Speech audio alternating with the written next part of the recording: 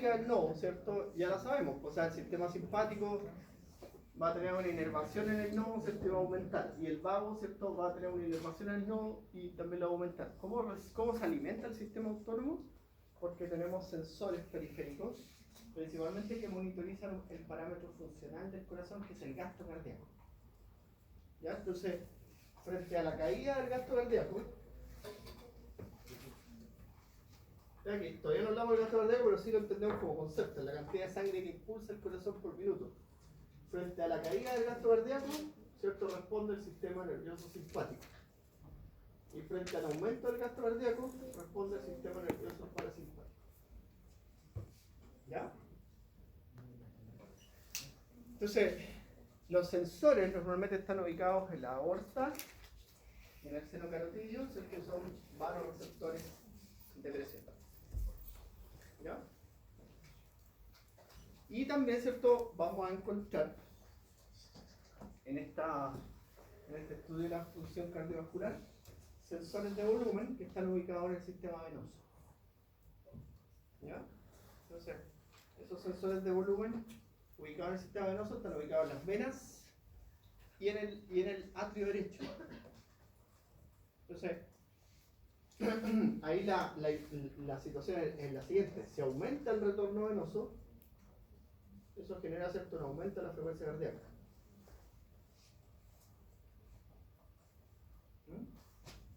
¿Para qué? Para tratar de mantener la relación, que el retorno venoso sea igual al gasto cardíaco. ¿Ya?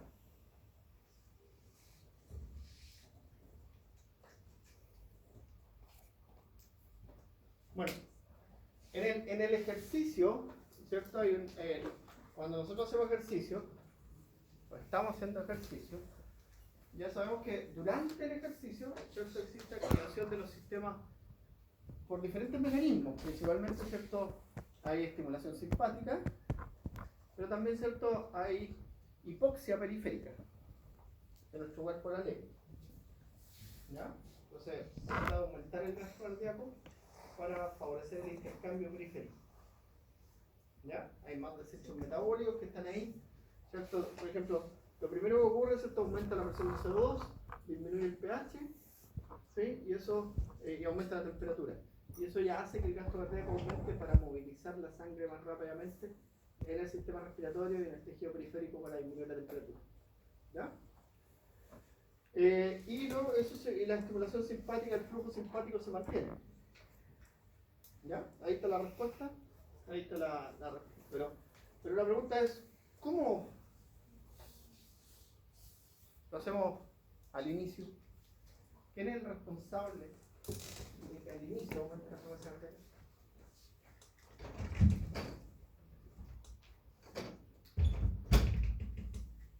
¿Listo? La corteza motora. Entonces, la corteza motora, ¿cierto? La activación inicial, ¿sí?, es la motivación. La motivación es el factor más importante al inicio. ¿Sí? Respecto a los dibujos del retorno de la frecuencia cardíaca, la clase pasada dijo que si aumentaba la frecuencia cardíaca disminuía el llenado de sangre del corazón. Claro. Entonces, ¿cómo se aumenta la frecuencia cardíaca, aumenta el retorno venoso? ¿No tiene relación el retorno venoso? No, si aumenta el retorno venoso, aumenta la frecuencia cardíaca. Pero es por un reflejo de volumen del atrio. ¿Ya? O sea, y acuérdate que la frecuencia cardíaca al inicio es favorable que aumente. Al inicio es favorable que aumente. Pero el retorno venoso tiene relación con el llenado del corazón. Sí, eso determina el llenado, el retorno venoso. Entonces, cuando la frecuencia es demasiado alta, ahí afecta el llenado. Afecta. Claro. Por eso que se estima la frecuencia cardíaca máxima. ¿Ya? Y uno se conoce. Tú, por ejemplo, una persona joven como tú, hasta los 170 latidos por minuto, todavía va bien. ¿Sí? Después de los 170, 175, se va a empezar a sentir medio ahogado, medio fatigado. ¿Ya? Entonces, el punto es que cuando uno parte, El deportista hace esto.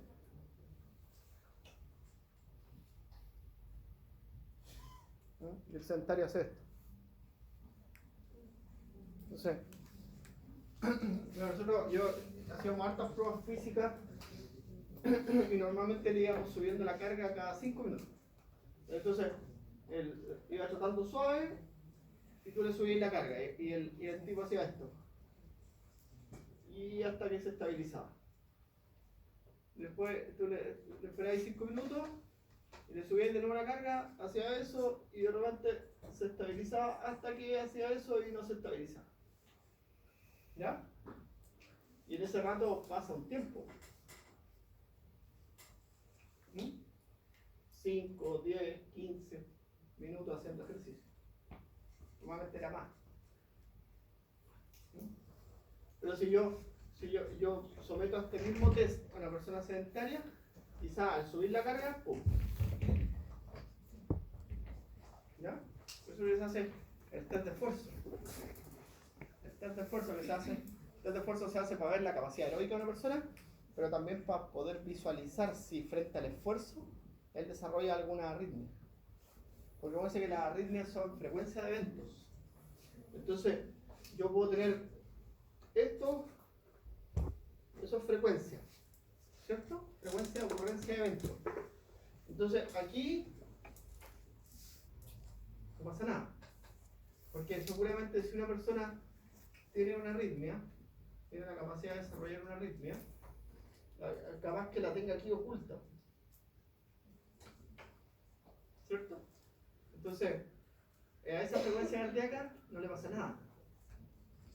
Pero quizás, por ejemplo, si tiene una bradicardia, justo cae donde la arritmia se puede desencadenar.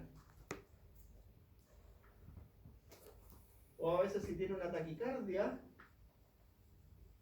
justo cae, no me calzó, pero justo cae donde la arritmia se puede desarrollar. ¿Ya? Para eso sirve la acción de esfuerzo.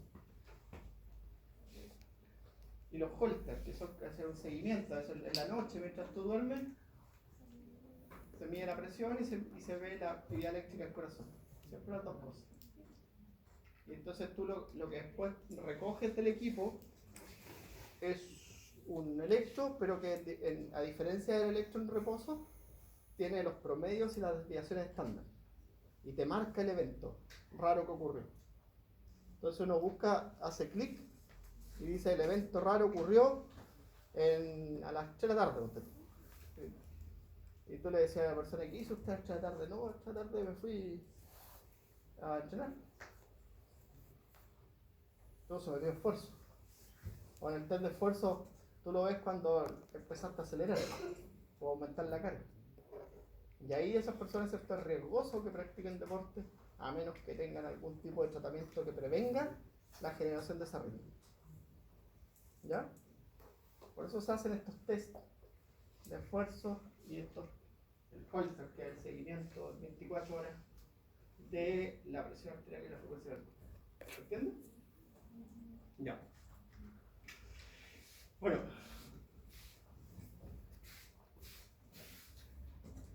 ¿Van entendiendo, cierto? Ya. Ahora vamos a hablar de un repasito así de la electrofisiología. Repasito rápido. Entonces, ustedes saben que en la célula cardíaca hay dos células, las células marcapasos y las células de conducción. ¿Ya?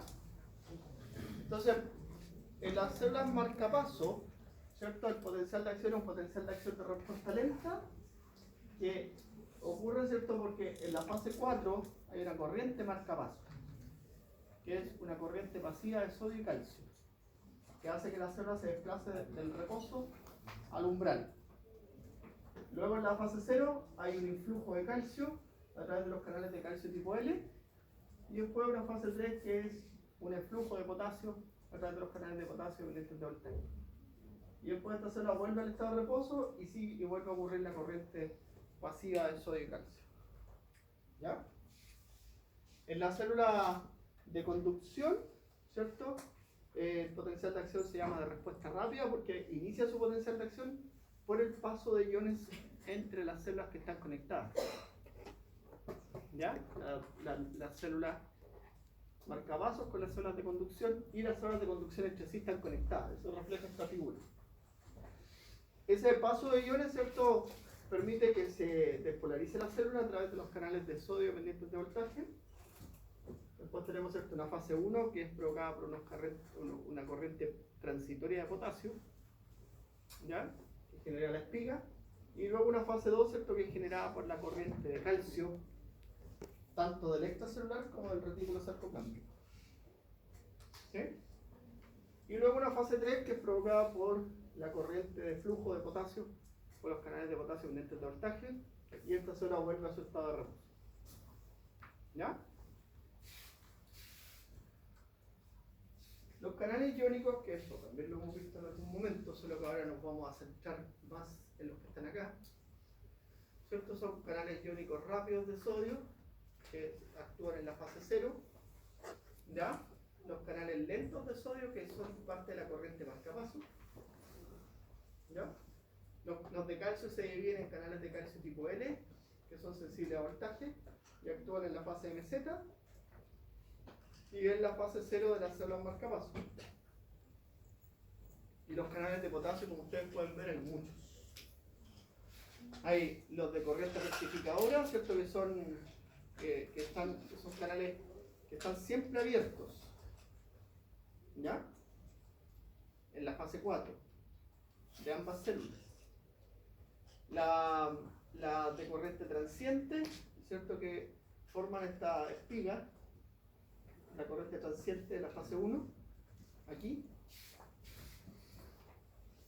Los canales de potasio de corriente rectificadora, que son los que se abren durante la fase de repolarización, ¿ya? Y los canales de potasio sensible a ATP, a acetilcolina y activados por calcio, que los vamos a sumar ahora. Los sensibles a ATP, normalmente, ¿cierto?, cuando los niveles de ATP son óptimos, permanecen cerrados, ¿ya? Pero frente a déficit de ATP, se abren. ¿Qué va a provocar eso?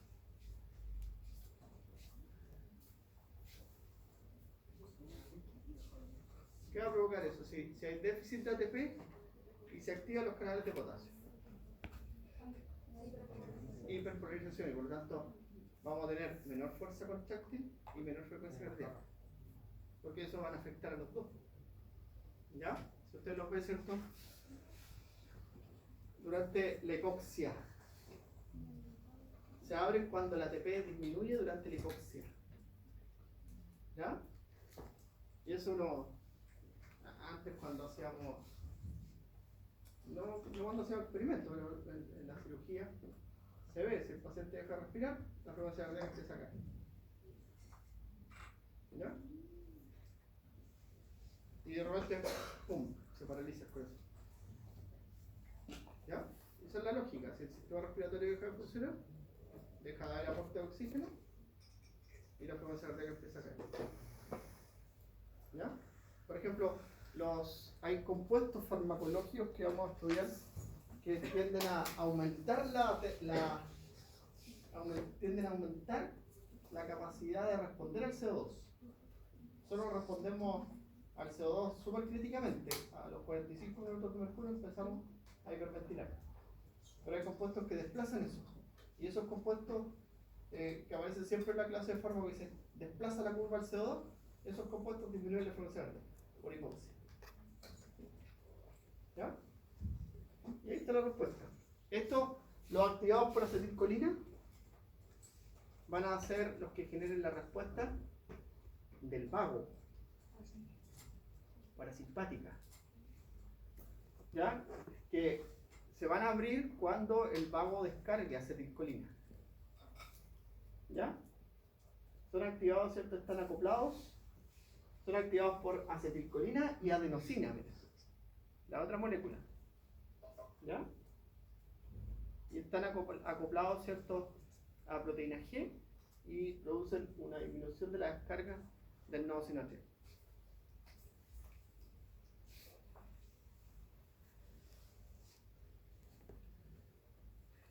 Y los calcioestimulantes hablado, ¿cierto? Que son canales de potasio sensibles al calcio. Entonces, cuando aumentan las concentraciones citosólicas de calcio, ¿ya? Aceleran la repolarización. Por eso que uno puede ver que la curva, la pendiente de la curva de la célula de conducción cae mucho más rápido que la pendiente de la curva de la célula marcapaso. Y hay compuestos que actúan sobre estos canales y hacen que la curva haga esto, que caiga más lento. Y con eso son antiarrítmicos. Pero baja la concentración de calcio. No, tienden a bloquear y a disminuir esa corriente. Porque son bloqueantes de canales de calcio, de potasio, perdón. De potasio. Porque esos están en la célula de conducción y aceleran la repolarización. Pero tú puedes farmacológicamente desacelerar la repolarización y hacer que el impulso caiga más lento y con eso disminuye la arritmia, una arritmia. ¿Ya? Cuando vean los antiarrítmicos se clasifican como bloqueantes de sodio, bloqueantes de potasio, bloqueantes de calcio y de acción mixta. Así se clasifica. Familia 1, familia 2, familia 3 y familia 1A, 1B, 1C. Eso es excelente. Eso es excelente. Son fármacos que uno los va mezclando con esto. Y en la clase, algunos hicieron como que me pifiaron cuando mostré esto. En la clase nosotros vemos esos mismos gráficos, de nuevo. Pero vemos cómo cambia el gráfico con el fondo. Se desplaza para acá, se desplaza para allá. ¿Ya?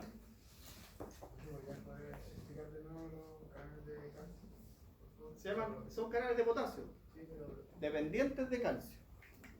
Entonces, acuérdate que durante la despolarización, durante esta fase, entra calcio del extracelular y del retículo. ¿Sí? Y eso provoca, ¿cierto? Eso provoca que el calcio abra canales de potasio. Y eso acelera la repolarización. Cada vez más rápido la pendiente. Entonces yo te decía que esto, aquí tú también puedes trabajar esto.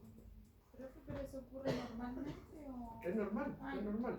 Lo importante es que conozcan que existe ese canal, porque el medicamento bloquea a ese canal, no a otro. No a otro canal de potasio, a ese canal de potasio dependiente de calcio.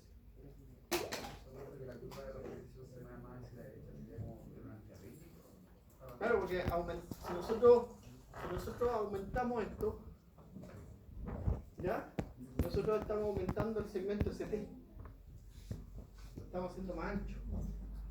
El segmento ST. Porque aquí si yo dibujo el electro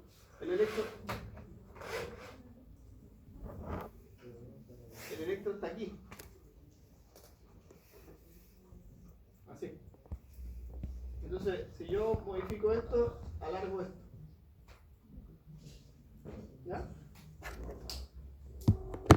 Entonces, uno de los beneficios que producen esos compuestos es mejorar el inotropismo, mejorar la contractilidad. Mejoran la contractilidad porque la hacen durar más. ¿Ya? Acuérdate que entre el segmento ST es el segmento que existe entre la contracción y la relajación del ventrículo. Eso es el segmento ST. Lo que ocurre entre la contracción y la relajación del ventrículo. ¿Ya? Ya.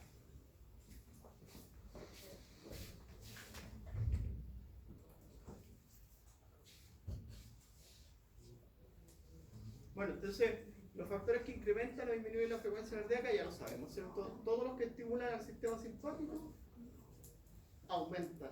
Todos los que estimulan al sistema parasimpático y a la adenosina disminuyen. ¿Ya? Y ahí ahí hay otras cosas que están presentes que ya podemos integrar a esta altura del curso, porque esto lo vimos en la primera prueba, ¿cierto? De fisiología 1. Entonces, aquí ya tenemos catecolamina circulante. Nosotros sabemos que en la sangre va a haber dopamina, adrenalina y noradrenalina, ¿cierto? Esas son las catecolaminas circulantes y todas las que imiten a esos compuestos, ¿ya? La efedrina, la pseudoefedrina, la fenilefrina, la epinefrina, entonces, ¿ya? La cafeína, por ejemplo, va a mantener la frecuencia cardíaca, ¿sí?, elevada. Por ejemplo, la cafeína en el ejercicio tiende a evitar que la frecuencia cardíaca se regule tan fácilmente como se regula en los pacientes que no consumen cafeína. Y no es un buen suplemento la cafeína, ¿ya? Bueno, además la cafeína aumenta la diuresis, que eso lo vamos a ver después en el riñón. Y eso hace que no sea definitivamente no sea un buen amigo para hacer deporte. ¿Ya?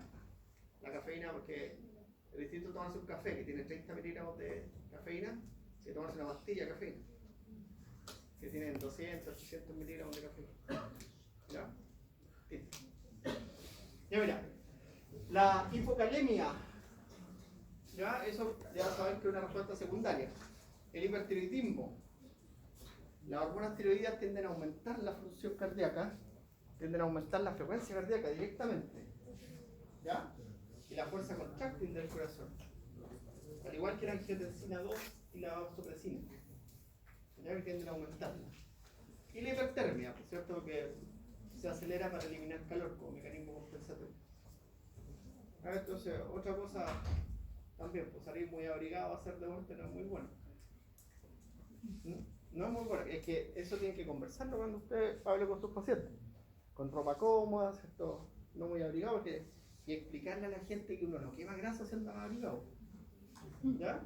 Porque hay gente que sale, yo he visto de repente la gente se pone una bolsa, de esa bolsa de nylon de la basura, y encima un polerón y un buzo. El papel a luz así. Y tienes que explicarle que eso es un perjuicio, porque lo único que va a lograr es deshidratarlo y que se sienta más mal después de hacer deporte. ¿Ya? Que ahí dice en la tabla que hay un factor que decrece la velocidad de conducción y bueno, también hay como el no sinorreal o el disparo, y en la isquemia o hipoxia. Por ejemplo, las personas que tienen o sufren de una claudicación, por ejemplo, las piernas, que tienen problemas en la circulación por algún tipo, eso no indicaría porque el corazón. No, pero esa hipoxia o isquemia miocárdica. Claro. Que yo lo hablaba como desde el punto de vista de la frecuencia cardíaca, porque el corazón trata de liberar sangre y ahí se llegaría a los lados, por ejemplo. No, pero ahí se refiere a la isquemia hipoxia cardíaca. O sea, del corazón. Ya sabemos que hay canales de ATP, de potasio sensibles a ATP. Entonces, si falta oxígeno, va a haber menos ATP y esos canales se abren. Y va a haber menos excitabilidad y va a haber menos velocidad de conducción, que también esto está acá. En la conducción del impulso eléctrico también está. pero si esa isquemia fuera en una extremidad o algo, ahí se aumenta la frecuencia cardíaca. O intentaría como. Intentaría compensar, pero eso es una isquemia periférica. Esto se refiere a la isquemia provocada en el corazón. Ya.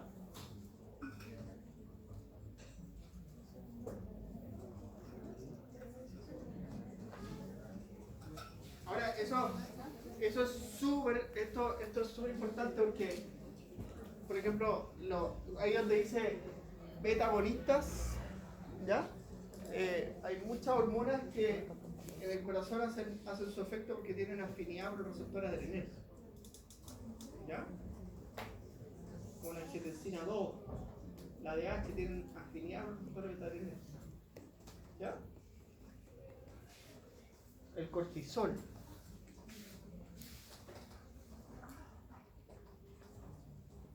No, esa es la imagen del electro, esta es la que habíamos dibujado. Aquí lo importante de esto, ahora sí, lo importante de esto, ¿cierto? Es ver que, oye, está buena esta sala, yo voy a ir a seleccionarla, nos queda otra sala.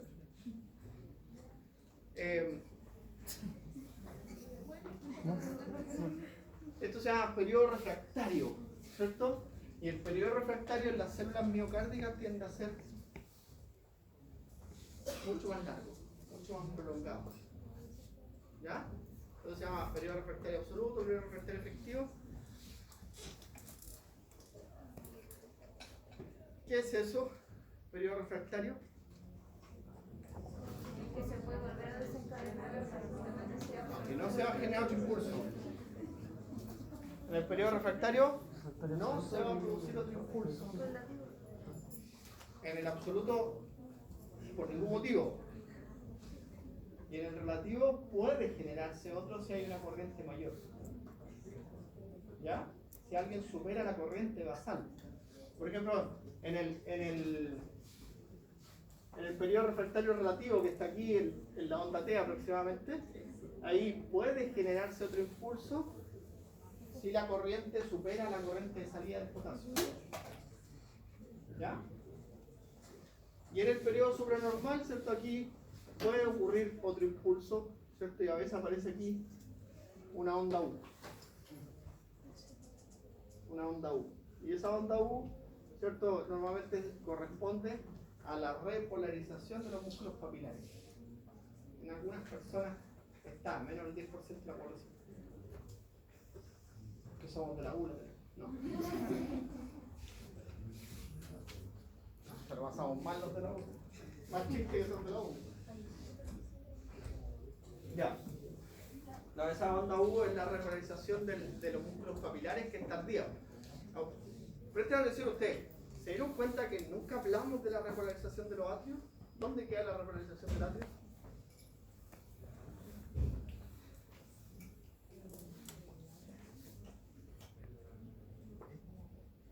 ¿Dónde queda la repolarización del atrio? No, esa es la repolarización de los músculos papilares. La repolarización del atrio, ¿dónde quedó? Porque nosotros vimos esto, ¿cierto?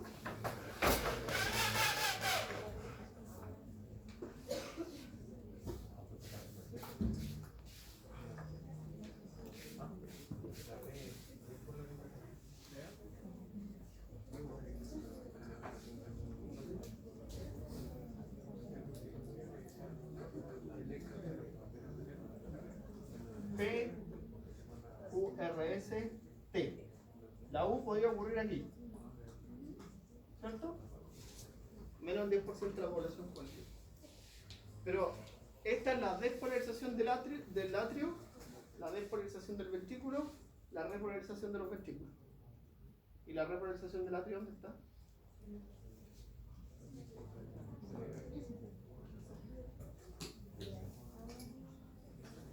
Ahí está. Está oculta en el complejo QRS. ¿Ya?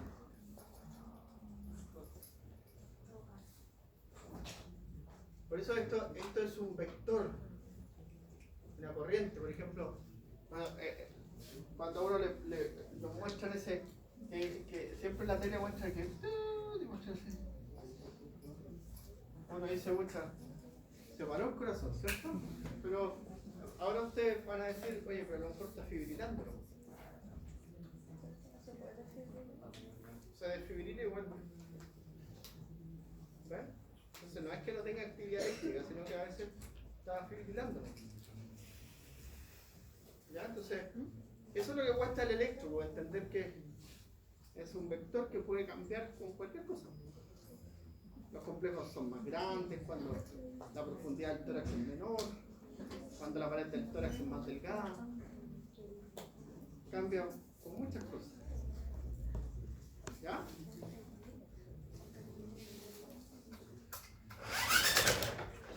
Ya. No me miren con cara cansado, que sí están cansados. Y yo tengo que ir a hacer clases ahora. Así que vamos a quedar hasta aquí y nos vemos el viernes a las 2. viernes y mañana. Ah, mañana 9:30, pero yo me consigo una sala y voy a aprovechar el tiro de conseguir sala para mañana porque la de mañana es la misma sala. ¿Ya? La de mañana es el viernes.